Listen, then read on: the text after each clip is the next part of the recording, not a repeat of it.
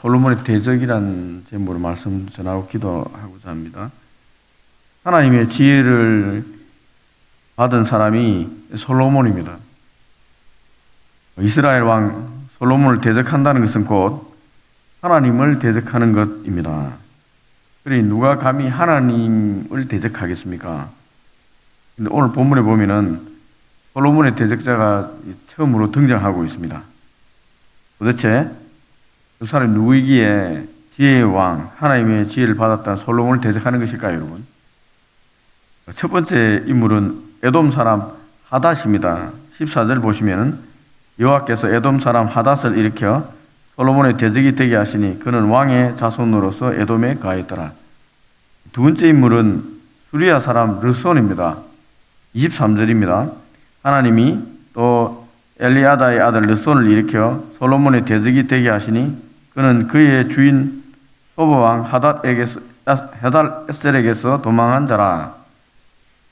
이 두 사람의 공통점이 있습니다. 첫 번째 공통점은 이 두 사람 다 다윗에게 정복당해 이스라엘의 속국이 되었던 나라 사람들이란 점입니다. 에돔은 다윗이 요압 장군을 앞세워서 정복했습니다. 사무엘하 8장 14절을 보면은 이 소금 골짜기란 곳에서 에돔 사람 18,000명을 쳐 죽였다고 기록되어 있습니다. 그때 얼마나 많은 에돔의 군사를 죽였는지 오늘 본문 15절, 16절에 보면은 다윗의 군사령관 요압이 에돔 남자를 다 쳐 죽여서 에돔 남자가 없어질 때까지 6달 동안 머물렀다고 했습니다. 에돔이 다시 군사적으로 위협을 가하지 못하도록 그 기세를 완전히 꺾어버린 것입니다. 군인들을 다 죽여버린 것입니다. 그러니 이 에돔 사람들은 얼마나 다윗과 요압이 공포스러웠겠습니까? 그런 전쟁에 패할 때 에돔 남자를 다 죽이려 할 때 에돔의 왕족 중에 아이였던 하닷을 신하들 몇몇이 살려서 애굽으로 망명시킨 것입니다. 그때 에돔 왕이 애굽 왕 바로 파라오가 하닷을 선대했는데 자기의 처제를 하닷의 아내로 주었습니다. 그 하닷이 낳은 아들이 그누밧이었습니다. 그 그누밧을 바로가 자기 양자로 삼아서 궁에 살게 했습니다. 그러니까 얼마나 이 이집트의 왕 이 바로 파라오가 이 하닷을 선대했는지 짐작할 수가 있습니다. 자기의 처제를 아내로 주고 처제가 낳은 아들 그누밧을 자기 양자로 삼았다는 거예요. 그런 하닷이 다윗과 요압이 죽었다는 말을 듣고는 이 바로에게 가서 에돔으로 돌려 보내달라고 간청을 했습니다. 이 다윗과 요압이 살아있을 때 겁이 나서 못 갔고 죽었으니까 가는 거예요. 얼마나 다윗과 요압이 공포스럽게 여겼는지 짐작할 수가 있습니다. 이 바로 왕이 말렸습니다. 바로가 애굽에 부족한 것 없이 내가 잘 대해주는데 왜 굳이 망한 너희 나라로 가려고 하느냐라고 말렸습니다. 그런데 기어이 에돔으로 돌아가겠다고 간청했고 허락받아서 에돔으로 돌아갔습니다. 여러분, 자기 고국 망한 나라 에돔에 과거 에돔의 왕자가 돌아가는 이유는 뻔하지 않습니까? 이스라엘로부터 독립을 꿈꾸고 돌아간 것입니다. 이스라엘 다윗과 요압에게 당한 한을 갚으려고 하는 것입니다. 그러나 하닷이 돌아갔으나 다윗의 아들 솔로몬이 다스리는 이스라엘은 만만한 나라가 아니었습니다. 이스라엘은 보통 인물이 아닙니다. 지혜의 왕입니다. 한동안 꼼짝달싹하지 못하고 그냥 움츠려서 기다리고 있었습니다. 때를 기다리고 있었습니다. 솔로몬이 틈을 보일 때까지 계속 그렇게 웅크리고 있는 겁니다. 또 한 사람 르손입니다. 르손은 소바왕 하닷에셀의 신하였습니다. 다윗과의 전쟁 때 왕 하닷에셀이 패할 때 도망친 인물입니다. 이 소바란 나라는 이스라엘 북쪽에 있는 시리아 지역에 있는 도시 국가입니다. 과거 시리아는 통일 국가가 아니었고 작은 소도시 국가들로 연합되어 있었습니다. 어떤 일이 나면 뭉쳐서 같이 싸우는 느슨한 연맹체 같은 지역이 시리아 지역입니다. 다윗이 소바를 점령하고 그 사람들도 또 죽였어요. 죽일 때 느손이 살아남은 사람들 모으고 그 무리들의 두목이 되어서 다메섹이라는 도시에 살다가 그곳의 왕이 된 인물입니다. 그도 역시 다윗이 자신의 나라 백성을 죽이는 것을 목격했습니다. 그도 이스라엘에 한이 있는 사람입니다. 그렇지만 역시 그도 다윗의 뒤를 이은 솔로몬의 기세에 눌려서 게릴라처럼 살아가고 있는 무리의 우두머리였습니다. 솔로몬이 하나님을 경외하며 섬길 때는 이들은 조금의 위협도 되지 않았습니다. 아주 작은 세력이잖아요. 솔로몬의 지혜의 소문이 전 고대 근동지에 다 퍼졌습니다. 그래서 수많은 군왕들이 솔로몬에게 지혜를 듣기 위해서 엄청난 예물 들고 예루살렘에 찾아올 정도였는데 이 두 명의 패전국의 소수머리를 이끄는 이름도 없는 자들이 어떻게 솔로몬을 위협하겠습니까? 그런데 비록 초라하고 약하고 대수롭지 않던 이 두 사람이 솔로몬을 괴롭히는 대적으로 성장해 버렸습니다. 지극히 작은 자들이었는데 솔로몬을 아주 귀찮게 하고 두렵게 하는 대상이 되었습니다. 도대체 왜 이런 일이 벌어졌을까요, 여러분? 이들이 가진 두 번째 공통점 때문입니다. 두 번째 공통점은 여러분, 이 두 사람은 모두 하나님께서 솔로몬을 대적하도록 일으킨 자들이었다는 것입니다. 다시 14절 한번 보세요. 여호와께서 에돔 사람 하닷을 일으켜 하나님께서 일으켰다는 거예요. 23절입니다.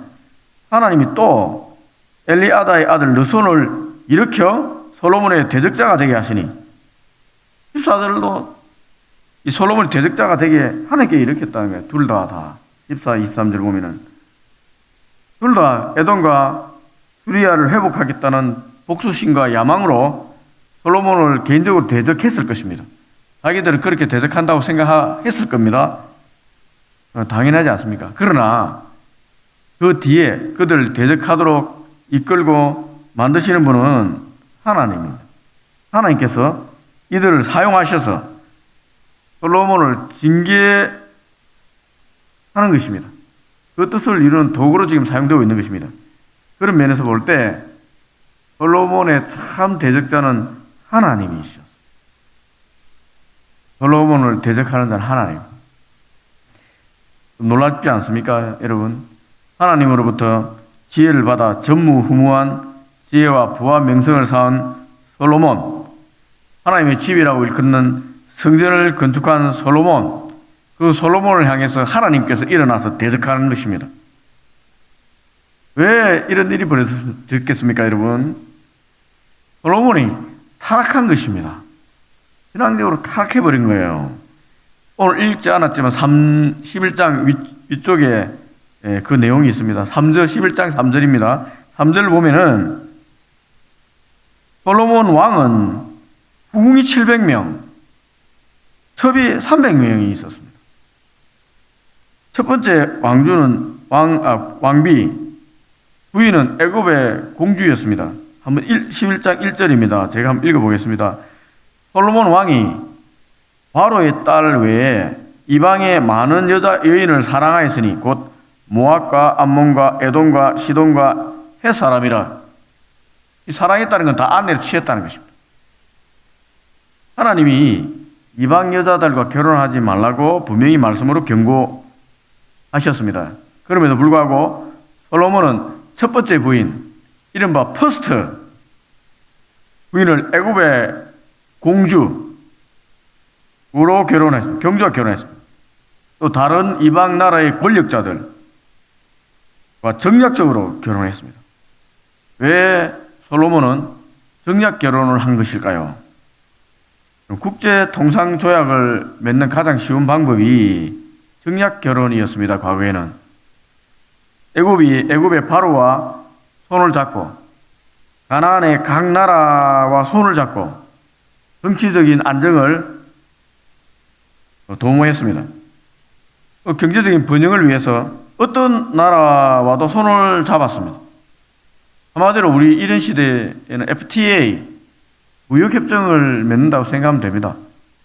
각 나라와 협약을 맺고 협약 조건으로 정략 결혼을 하는 거예요. 아내를 데리고 왔습니다. 이렇게 1명, 2명, 3명 자꾸 하다 보니까 1000명이 된 거예요. 1000명의 아내가 생겼습니다. 여러분, 아내를 맞아들이면은 당연히 그녀들을 위해서 궁도 지어줘야 됩니다. 그리고 그녀들의 신앙을 존중해야 되잖아요. 그래서 신의 신전도 지어줬습니다. 정략적으로 결혼했기 때문에 그 나라도 존중해야 되는 거예요. 그 나라 공주니까 그들을 위해서 신전도 짓고 궁도 짓는 것입니다. 어떤 일이 벌어졌겠습니까? 4절, 5절, 11장 4절, 5절 같은 일이 벌어졌습니다. 4절, 5절 보세요. 한번 읽겠습니다. 솔로몬의 나이가 많을 때 그의 여인들이 그의 마음을 돌려 다른 신들을 따르게 하였으므로 왕의 마음이 그의 아버지 다윗의 마음과 같지 아니하여 그의 하나님 여호와 앞에 온전하지 못하였으니 이는 시돈 사람의 여신 아스타로스를 따르고 암몬 사람의 가증한 밀곰을 따름이라. 여호와 하나님만 섬긴 것이 아니라 하나님도 섬기고 왕후와 함께한 여인들의 신들도 섬겼습니다. 함께 섬겼습니다. 신앙의 타락이 일어났습니다. 하나님이 이런 솔로몬의 마음을 돌리기 위해서 9절 보시면은 두 분이나 나타나셨어요. 다른 신을 따르지 말라 경고하셨습니다. 그런데 솔로몬은 그 뜻을 돌이키지 않은 것입니다. 여러분, 하나님께서 두 분이나 솔로몬에게 나타나서 솔로몬 그렇게 하면 안 돼. 다시 신앙을 회복해라. 돌이켜라. 두 번 얘기하셨다는 거예요. 좀 대단하지 않습니까? 우리 하나님. 우리 하나님 인애와 사랑이 얼마나 큰지 알 수 있습니다. 그래도 돌리지 않으니까 하나님께서 포기하겠습니까? 포기하지 않았어요. 하나님 사랑은 그것으로 끝나지 않았습니다. 솔로몬이 더 타락하지 않도록 돌이키도록 하닷과 르손을 일으켜서 솔로몬을 대적하여 가시처럼 괴롭히게 만드는 것입니다. 그러면 대적을 일으켰다고 징계라고만 생각하면 안 됩니다. 죄를 깨닫도록 기회를 주신 거예요. 자꾸 괴롭히는 자가 생기고 안 좋은 일이 생기고 대적이 생기면 고민하게 되지 않습니까? 왜 내게 이런 일이 있을까? 과거에는 없었는데 하나님께서 죄를 깨닫도록 가시로 찌르는 겁니다. 하나님께서는 여전히 기회를 주고 있습니다. 하나님이 사랑하는 자식을 신실히 징계하는 것 같이 징계의 채찍으로 이 하닷과 르손을 이렇게 사용하시는 거예요. 기회를 주시는 것입니다. 아무리 위대한 신앙의 영도 여러분 타락할 수 있습니다.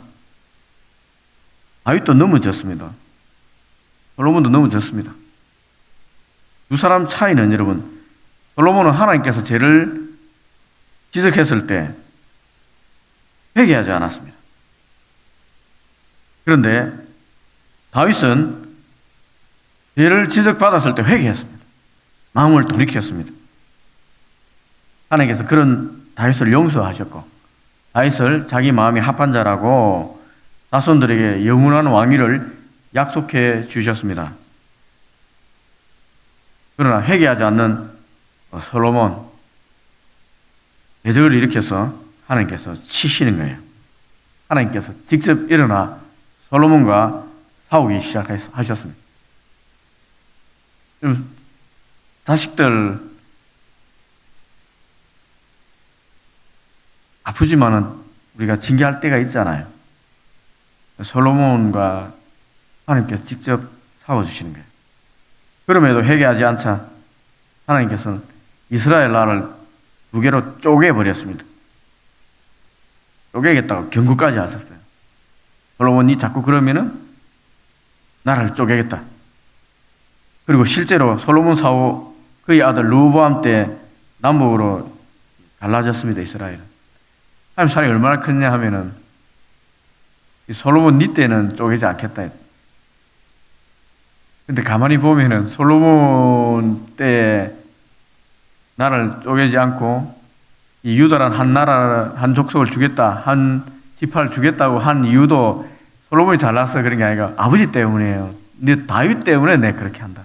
다윗 때문에. 여러분 지금 기도하잖아요. 자식들을 위해서. 여러분 신앙생활 잘하는데 그딴 게 아닙니다. 여러분 때문에 여러분 이것을 기도하기 때문에 자식들 너무 건강하도 하나님께서 지켜주시고 자식들까지 복을 주는 거예요. 문제는 여러분 자식 때가 문제가 아니고 그 다음 때가 문제입니다. 우리 자식들 우리가 열심히 기도하면 우리 자식들까지는 어떻게 지킬 수가 있을지 모르겠습니다. 하나님의 은혜로. 문제는 그 다음이 문제입니다. 물론 3대, 4대까지 하나님 지켜주시겠죠. 그러나 그렇지 않습니다. 여러분. 그러니 여러분 어쨌든 우리가 지금 기도하고 있는 게 헛된 게 하나도 없어요. 여러분 기도하십시오. 기도하시면은 하나님께서 비록 부족한 자식들이지만은 너 아버지 다윗 보고 낸 이 때는 내가 징계하지 않겠다. 이 다윗 너가 아버지 때문에 그랬다. 이 때문이 아니고 얘기하시고 그러면 쭉자 그 아들 때 쪼개버린 거예요. 말씀을 맺습니다. 지금 우리 삶에 우리를 괴롭히는 대적이 있다고 생각하는 사람이 있다면 하나님 앞에 한번 나가서 우리 자신의 행위와 마음을 한번 살펴보시면 좋겠습니다. 혹시 하나님이 우리를 대적하는 건 아닐까요? 하나님 나를 대적하는 거예요. 하나님께서 하지 말라고 하는 것을 내가 하고 있는 건 아닐까요? 하나님의 경고를 분명히 우리가 듣고도 그렇게 하지 마라. 솔로몬에게 2번의 얘기한 것처럼 우리에게도 그렇게 하지 마라 라고 경고를 하셨음에도 불구하고 무시하고 있지는 않습니까? 하나님의 징계는 우리를 향한 기회를 주시겠다는 사랑의 음성입니다. 그렇게 들으시면 좋겠습니다. 만약 그런 일이 일어났다고 생각이 든다면은 주님의 십자가 앞에 나아가서 회개하십시오. 회개해야 됩니다. 그리고 마음을 돌이키십시오. 그러면 살 길이 열립니다. 다윗 돌이킬 때 살 길이 열렸어요. 그리고 하나님께 여전히 인정받았습니다. 마음을 돌이키고 하나님 앞에 살아간다고 결단하십시오. 그리고 하나님 내 앞에 대적이 있는 것 같고 어려움이 있는데 십자가 앞에 나가서 기도하는데 내가 하나님 앞에 깨끗하다고 생각이 들잖아요, 여러분.